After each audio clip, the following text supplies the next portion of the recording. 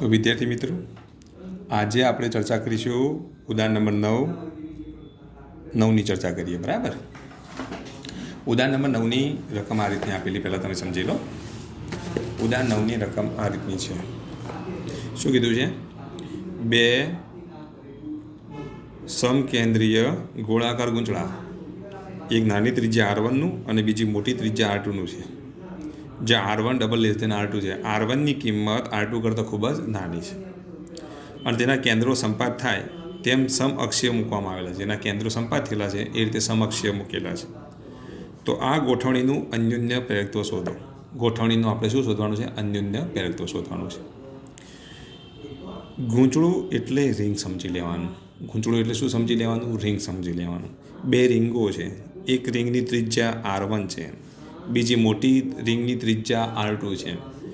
R1 કરતો R2ની કિંમત ખૂબ જ મોટી છે, એટલે આ ખૂબ જ મોટી ત્રિજ્યાવાળી રિંગ છે ને આ ખૂબ જ નાની ત્રિજ્યાવાળી રિંગ છે.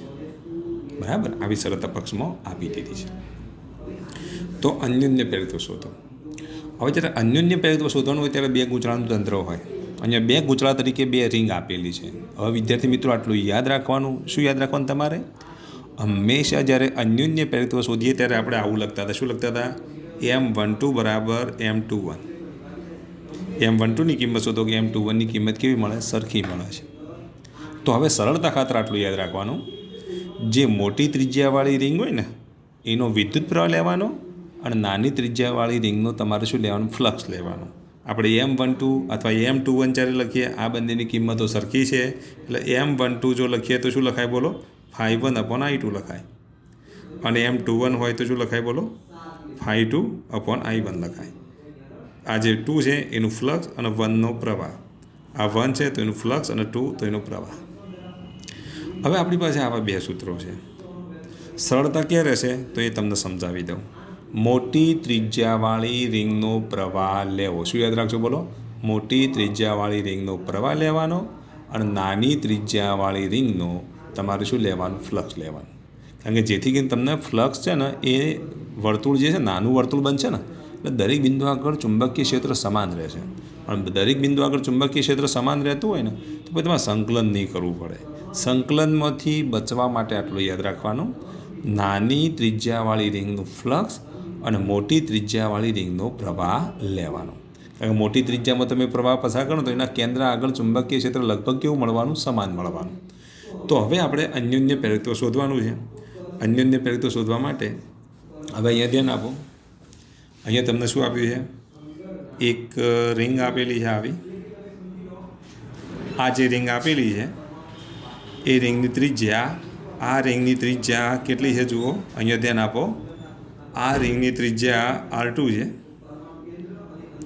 આ રિંગની ત્રિજ્યા કેટલી છે? R1 છે. R2 ત્રિજ્યાની રિંગમાંથી કેટલો પ્રવાહ પસાર થાય છે? I2 જેટલો પ્રવાહ પસાર થાય છે. એટલે આ ત્રિજ્યાને અહીંયા આટલા વિસ્તારમાં મળતો આપણે ફ્લક્સ લઈ લેવાનું. કેટલું? તો ∅1. તો આનો પ્રવાહ લેવાનો છે. મોટી ત્રિજ્યાવાળી રિંગનો પ્રવાહ લેવાનો છે અને નાની ત્રિજ્યાવાળી રિંગનું તમારે શું લેવાનું છે? ફ્લક્સ લેવાનું છે. આટલું યાદ રાખવાનું. તો હવે જુઓ, ચેપ્ટર નંબર જે 4 આપણે બાકી રાખ્યું છે, પણ આટલું યાદ રાખો. રિંગ હોય ને, રિંગ, આ રિંગ હોય તો રિંગના કેન્દ્ર આગળ મળતા ચુંબકીય ક્ષેત્રનું સૂત્ર યાદ રાખજો. B બરાબર μ0, શું લખાય? બોલો. μ0NI/2R. રિંગના કેન્દ્ર આગળ મળતું ચુંબકીય ક્ષેત્રનું સૂત્ર આ છે. એને આંટાઓની સંખ્યા છે. આ સૂત્ર અત્યારે તમારે ગોખી જ દેવાનું, તૈયાર કરી દેવાનું, યાદ જ હોવું જોઈએ. આ રિંગ છે અને આ રિંગના કેન્દ્ર આગળ મળતું ચુંબકીય ક્ષેત્ર B બરાબર μ0NI/2R લખાય. એની રિંગના આંટાઓની સંખ્યા છે. એક જ આંટાવાળી જો રિંગ હોય તો એની જગ્યાએ 1 મૂકી દેવાનું. શું મૂકી દેવાનું? 1 મૂકી દેવાનું. તો આ મોટી ત્રિજ્યાના રિંગમાંથી આપણે કેટલો પ્રવાહ પસાર કરીએ છીએ? I2 જેટલો પ્રવાહ પસાર કરીએ તો અહીંયા લખીશું મોટી ત્રિજ્યાવાળી રિંગ. તો અહીંયા અન્યોન્ય પ્રેરકત્વ શોધવા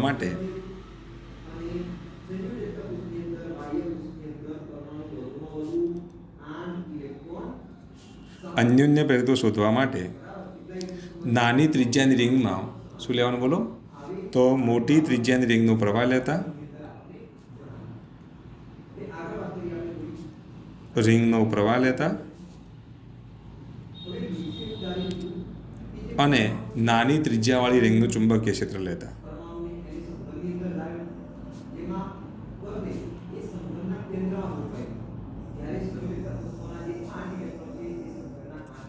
તો મોટી ત્રિજ્યાવાળી રિંગનો આપણે પ્રવાહ લઈએ અને નાની ત્રિજ્યાવાળી રિંગનો આપણે શું લઈએ? ચુંબકીય ક્ષેત્ર લઈએ. ચલો, મોટી ત્રિજ્યાવાળી રિંગનો આપણે પ્રવાહ જો લઈએ તો મોટી ત્રિજ્યાવાળી રિંગમાંથી પસાર થતો પ્રવાહ એટલે કે R2 ત્રિજ્યાવાળી રિંગમાંથી પસાર થતો પ્રવાહ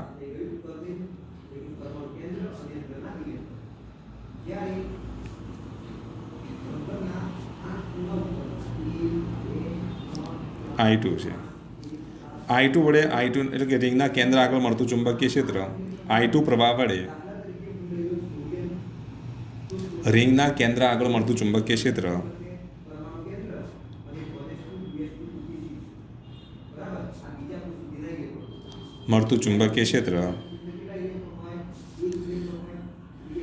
B2 બરાબર જો લખીએ તો μ0 આંટાઓની સંખ્યા 1 એટલે I અપોન શું લખીશું? 2 R ની જગ્યાએ શું લખીશું? R2.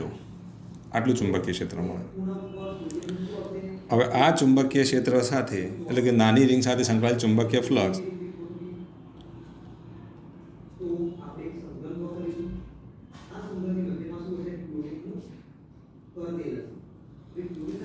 તો નાની રિંગ સાથે સંકળાયેલ ચુંબકીય ફ્લક્સને આપણે φ1 વડે દર્શાવીએ તો φ1 બરાબર શું લખીશું? તો B2 × A × cos 0. તો અહીંયા આપણે લખી દઈએ B2, એની જગ્યાએ શું લખી દઈશું? πr1², કારણ કે નાની રિંગની જે આપણે ક્ષેત્રફળ લેવાનું છે એટલે અહીંયા A1 લખી દઈએ. A1ની જગ્યાએ શું લખી દઈએ? πr1². અહીંયા B2 cos 0ની કિંમત 1. B2ની કિંમત આપણે મૂકી દઈએ તો μ0. અહીંયા પ્રવાહનું મૂલ્ય કેટલું છે? તો I2 જેટલું છે એટલે એ પ્રવાહનું મૂલ્ય કેટલું લઈ દઈએ? I2 upon 2R2. અહીંયા શું લખીશું? πr1². આ φ1ની કિંમત મળી. હવે તંત્રનું અન્યોન્ય પ્રેરકત્વ.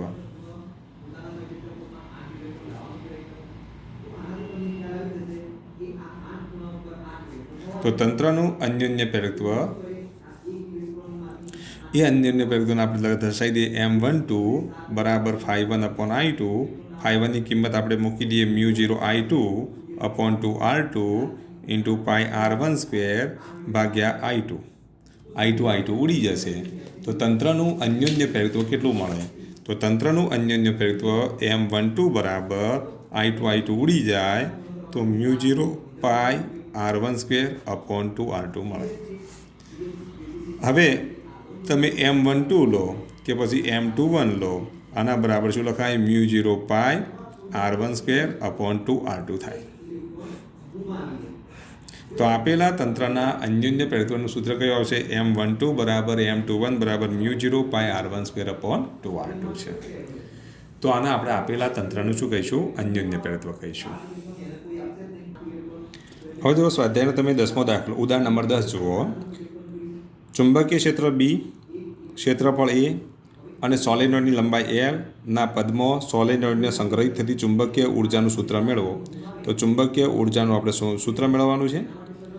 હવે આ સંગ્રહિત થતી ચુંબકીય ઉર્જાનું સૂત્ર મેળવો તથા આ ચુંબકીય ઉર્જાને કેપેસિટરમાં સંગ્રહિત થતી વિદ્યુત ઉર્જાની સાથે કેવી રીતે સરખાવી શકાય તો એની આપણે વાત કરવાની છે. તેની વાત કરો તથા એકમ કદ દીઠ ચુંબકીય ઉર્જા શોધો. અહીંયા એક આપણે લખી દઈએ તથા એકમ કદ દીઠ ચુંબકીય ઉર્જા શોધો. આટલું વધારાનું તમારું ઉમેરી દેવાનું છે. એકમ કદ દીઠ ચુંબકીય ઉર્જા શોધો. બીજા શબ્દોમાં કહીએ તો એકમ કદ દીઠની જે ઉર્જા હોય ને એને શું કહેવાય? ઉર્જા ઘનતા શોધો. ચુંબકીય ઉર્જા ઘનતા શોધો. એકમ કદ દીઠ ચુંબકીય ઉર્જા શોધો એટલે બીજા શબ્દોમાં કહીએ તો આપણે શું શોધવાનું છે? ઉર્જા ઘનતા શોધવાની છે. શું શોધવાની છે? ઉર્જા ઘનતા શોધવાની છે. તો પહેલાં તો દાખલો તમે વ્યવસ્થિત સમજી લો. આવું જે ગૂંચળું હોય, આવા ગૂંચળાને આપણે શું કહીશું? તો સોલેનોઇડ કહીશું. આને શું કહેવાય? સોલેનોઇડ કહેવાય. ચેપ્ટર 4ની અંદર આના વિશે ડિટેલમાં આપણે અભ્યાસ કરી ચૂક્યા છીએ અને આના વિશે આપણે ડિટેલમાં એના વખતે વાત કરીશું. આને આપણે શું કહીશું? સોલેનોઇડ કહીશું. સોલેનોઇડ માટે આટલું યાદ રાખવાનું. સોલેનોઇડના અક્ષ ઉપર મળતું ચુંબકીય ક્ષેત્ર B બરાબર μ0 NI લખાય. N એ શું કહેવાય? આંટાઓની સંખ્યા, એકમ લંબાઈ દીઠ આંટાઓની સંખ્યા. તો એ ચુંબકીય ક્ષેત્રનું મૂલ્ય આટલું છે. આ સોલેનોઇડ વડે મળતું જે આત્મપ્રેરકત્વ જે છે એ આત્મપ્રેરકત્વનું સૂત્ર પણ તમારે ખબર રાખવાની. આત્મપ્રેરકત્વ L બરાબર μ0 N² AL થાય. આ પણ આપણે ભણી ચૂક્યા થિયરીમાં. તો આ થિયરીમાં આપણે વાત કરી ચૂક્યા છીએ. તો થિયરીમાં ભણી ચૂક્યા mu 0 n square into L, એનું આત્મપ્રેરકત્વ આટલું છે, ચુંબકીય ક્ષેત્ર આટલું છે. બીજી એક વાત તમને કરવાની છે. આ સોલેનોઇડ વડે આમ ચુંબકીય ક્ષેત્રની અંદર જે ક્ષેત્ર, આને આપણે શું કહીશું? ઇન્ડક્ટર કહીશું. સોલેનોઇડને શું કહેવાય? ઇન્ડક્ટર. અને આ ઇન્ડક્ટરની અંદર જે ઉર્જા સંગ્રહિત થાય એની ચુંબકીય ઉર્જા કહેવાય. અને ચુંબકીય ઉર્જાનું સૂત્ર પણ આપણે ભણી ચૂક્યા કે યુ બી બરાબર શું લખાય? 1/2 LI સ્ક્વેર. આ પણ આપણે થિયરીમાં આની ચર્ચા કરી ચૂક્યા છીએ. તો આ થિયરી પાછી મેં તમને કીધું કે આ મોસ્ટ આઈએમપી થિયરી છે. તો ચુંબકીય ઉર્જાનું સૂત્ર 1/2 LI સ્ક્વેર છે. એલની જગ્યાએ તમે આ કિંમત મૂકી શકો. આમાંથી આઈના કરતાં બનાવીની કિંમત પણ આમાં મૂકી શકો. તેને અનુરૂપ તમને શું મળશે? ચુંબકીય ઉર્જાનું સૂત્ર મળે. નવું સૂત્ર તમને મળે, જે કયા પદમાં હશે? બોલો. બી, એ અને એલના પદમાં હશે. કયા પદમાં હશે? બી, એ અને એલના પદમાં ચુંબકીય ઉર્જાનું આપણને સૂત્ર મળે. તો આવું તમે લખી શકો. સોલેનોઇડમાંથી આઈ જેટલો પ્રવાહ પસાર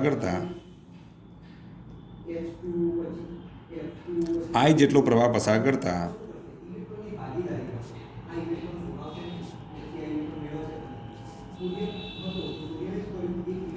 તેના અક્ષ ઉપર મળતું ચુંબકીય ક્ષેત્ર.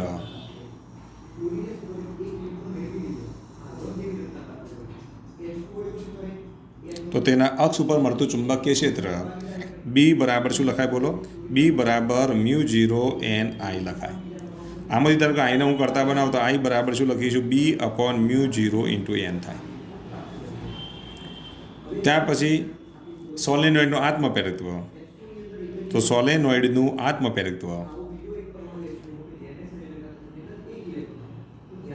તો સોલેનોઇડનું આત્મપ્રેરકત્વ એલ બરાબર શું લખીશું? મ્યુ 0 n સ્ક્વેર AL આટલું છે. તો આત્મપ્રેરકત્વની કિંમત આટલી છે. હવે આપણે થિયરી ભણી ચૂક્યા કે સોલેનોઇડની ચુંબકીય ઉર્જા, તો સોલેનોઇડની ચુંબકીય ઉર્જા જો લઈએ તો યુ બી બરાબર શું લખાય? 1/2 LI સ્ક્વેર. તો 1/2 એલની જગ્યાએ આપણે કિંમત મૂકી દઈએ મ્યુ 0 n સ્ક્વેર AL, અને આઈની જગ્યાએ કિંમત મૂકી દઈએ કેટલી? તો B upon mu 0 into n એનો સ્ક્વેર. આનું જો આપણે સાદરૂપ આપીએ તો 1/2 mu 0 n square A into L, અહીંયા B square upon mu 0 square into n square. n square ઉડી જશે, એક મ્યુ 0 ઉડી જશે. તો આના બરાબર શું મળશે? બોલો. બી સ્ક્વેર AL અપોન 2 મ્યુ 0. તો આટલી ચુંબકીય ઉર્જા મળે, જે બી, એ અને એલના પદમાં મળી. શાના પદમાં મળી? તો તમને પક્ષમાં કીધું છે કે બી, એ અને એલના પદમાં મળતી ચુંબકીય ઉર્જા શોધો. તો બી, એ, એલના પદમાં મળતી ચુંબકીય ઉર્જા આટલી છે. હવે એકમ કદ દીઠ ચુંબકીય ઉર્જા ઘનતા લઈએ. તો એકમ કદ દીઠ ચુંબકીય ઉર્જા, એકમ કદ એવો શબ્દ આવે એટલે છેદમાં શું આવશે? કદનો વી આવે. અને ઉર્જા એટલે એ ઉર્જાને આપણે શું કહીશું? મ્યુ બી કહીશું. ઉર્જા ઘનતા કહેવાય. અને શું કહેવાય? ઉર્જા ઘનતા. તો ઉર્જા ભાગ્યા કદ એટલે યુ બી અપોન કદ, એટલે સોલેનોઇડનું કદ એટલે ક્ષેત્રફળ ગુણ્યા લંબાઈ થાય, એ ઇન્ટુ એલ. તો U B upon A into L. U બીની કિંમત મૂકી દઉં તો B square AL upon 2 mu 0 ભાગ્યા AL. AL ઉડી જશે. તો આના બરાબર શું મળશે? બોલો. બી સ્ક્વેર અપોન 2 મ્યુ 0 મળે. તો આ આપણને શું મળે? બોલો. મ્યુ બી મળે. તો એકમ કદ દીઠ ઉર્જા ઘનતાનું મૂલ્ય કેટલું મળે? તો બી સ્ક્વેર અપોન 2 મ્યુ 0 મળે. આને આપણે ઉર્જા ઘનતા કહીશું. તો આ ચુંબકીય ઉર્જા ઘનતા છે. શું છે? બોલો. ચુંબકીય ઉર્જા ઘનતા. તો ચુંબકીય ઉર્જા ઘનતાનું મૂલ્ય આટલું મળે છે. હવે ચેપ્ટર નંબર 2માં આપણે ભણી ચૂક્યા. તો ચેપ્ટર નંબર 2માં વિદ્યુત ઉર્જા ઘનતા, કેપેસિટરની વિદ્યુત ઉર્જા ઘનતા આપણે ભણી ચૂક્યા. મ્યુ ઈ બરાબર આપણને ખબર છે 1/2 એપ્સાઇલોન 0 ઇન્ટુ ઈ સ્ક્વેર. તો આમ ચુંબકીય ક્ષેત્ર માટે બી સ્ક્વેર આવે એમ વિદ્યુત ક્ષેત્ર માટે શું આવે છે? ઈ સ્ક્વેર આવે છે. તો આમ કેપેસિટરની બે પ્લેટોના વિસ્તારની અંદર એકમ કદ દીઠ જે ઉર્જા જે સંગ્રહિત થાય એ કઈ છે? તો યુબી મ્યુ ઈ છે. એમ ઇન્ડક્ટરની અંદર, ધારો કે ઇન્ડક્ટર છે, એના ચુંબકીય ક્ષેત્રની અંદર એકમ કદ દીઠ, આનું એકમ કદ લો અને એકમ કદની અંદર રહેલી ઉર્જાને શું કહેવાય? ઇન્ડક્ટરની ચુંબકીય ઉર્જા ઘનતા કહે છે. શું કહેવાય? ચુંબકીય ઉર્જા ઘનતા. અને કેપેસિટરની ઉર્જા ઘનતા કહીશું અને ઇન્ડક્ટરની ચુંબકીય ઉર્જા ઘનતા કહીશું. તો આમ ઇન્ડક્ટરની અંદર આપણને એકમ કદ દીઠ જે ઉર્જા મળે તેને શું કહેવાય? ઇન્ડક્ટરની ચુંબકીય ઉર્જા ઘનતા કહે છે. આમ ચુંબકીય ક્ષેત્ર અને વિદ્યુત ક્ષેત્ર અસ્તિત્વ ધરાવતા ઉર્જાઓ ઘનતાઓની મૂલ્યો તમને જોવા મળે. વિદ્યુત ક્ષેત્રના અસ્તિત્વના લીધે વિદ્યુત ક્ષેત્રની ઉર્જા ઘનતા મળે. આ ચુંબકીય ક્ષેત્રની ઉર્જા ઘનતા આપણને મળે છે. ચલો ખ્યાલ આવી ગયો એટલા સુધી? તો ખાસ તમારે યાદ રાખવાનું. તો આ પ્રશ્ન મોસ્ટ આઈએમપી છે. તો ઉદાહરણ નંબર 10 તમારે મોસ્ટ આઈએમપી કરી દેવાનું. શું કરી દેવાનું? મોસ્ટ આઈએમપી આ રીતે તમારે લખી દેવાનું. ચલો ખ્યાલ આવી ગયો? હવે આપણે વાત કરીશું એના પછીના પ્રશ્નની.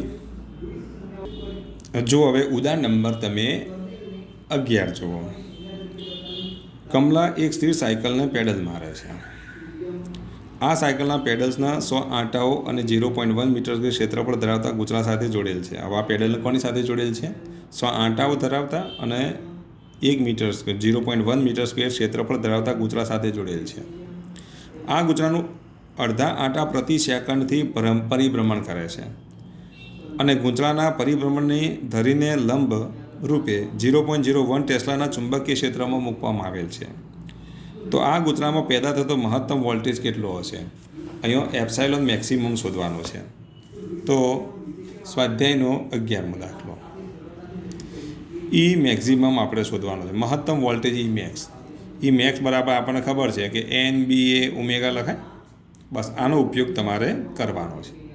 જો ટોટલ માહિતી આપી દીધી છે એટલે આ દાખલો તમને હોમવર્કમાં આપું છું એટલે તમે સમજી લો. એનની જગ્યાએ તમે 100 મૂકી દેજો. તો ચલો એનની જગ્યાએ તમે શું મૂકશો? 100. બીની જગ્યાએ કેટલા મૂકવાના આવે? તો બીની જગ્યાએ તમને આપી દે 0.01 ટેસ્લા. એટલે આની જગ્યાએ 0.01 ટેસ્લા મૂકી દેજો. એની જગ્યાએ તમને કેટલા આપેલા જો? 0.1 મીટર સ્ક્વેર આપી દીધા છે. તો એની જગ્યાએ આપણે મૂકીએ 0.1 મીટર સ્ક્વેર. અને ઓમેગા આપેલ નથી પણ ઓમેગા બરાબર તો 2 પાઈ મ્યુ લખાય ને. તો 2 ગુણ્યા પાઈ ને મ્યુની કિંમત તમને આપી દીધી છે. મ્યુની કિંમત કેટલી આપી જુઓ? તો મ્યુની કિંમત આ ગૂંચળો અડધા આંટા પ્રતિ સેકન્ડથી પરિભ્રમણ. અડધા આંટા એટલે 1/2 થાય કે મ્યુની કિંમત અડધો આંટો એટલે 1/2 લખાય ને. તો અહીંયા મ્યુની કિંમત આપી દીધી કેટલી? તો 1/2. તો જો એનની કિંમત આપી દીધી છે, બીની કિંમત આપી દીધી છે, એની કિંમત આપી દીધી છે. ઓમેગાની જગ્યાએ 2 પાઈ ન્યૂ, ન્યૂની જગ્યાએ લખીશું 1/2, પાઈની જગ્યાએ લખી દો 3.14, બેની જગ્યાએ 2. આ બધાનો ગુણાકાર કરી દેશો એટલે મહત્તમ EMF મળે. તો આ દાખલો હું તમને હોમવર્કમાં આપું છું. આટલું કામ તમારે જાતે કરવાનું છે.